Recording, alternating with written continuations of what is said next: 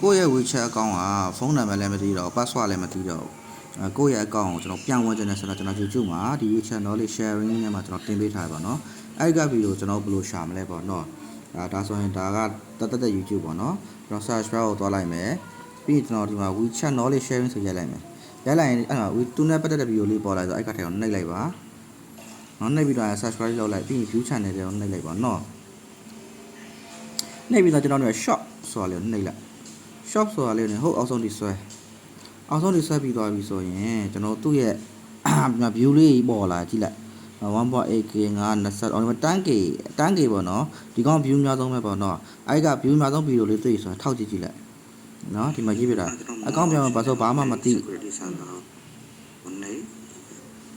WeChat ID နဲ့ ID ပဲတည်ပြောင်းဝင်နေတယ်ဆိုရင်ဒီဗီဒီယိုလေးကြည့်ပါအဲ့ဒီမှာအစအဆုံးပါပါတယ်နော်ကျွန်တော်အဲ့မှာတင်ပေးထားပါတယ် WeChat အကောင့်ဘာဆိုဘာမှမသိပဲပြောင်းဝင်နေတယ်ဆိုရင်ပေါ့နော်ကျေးဇူးပါ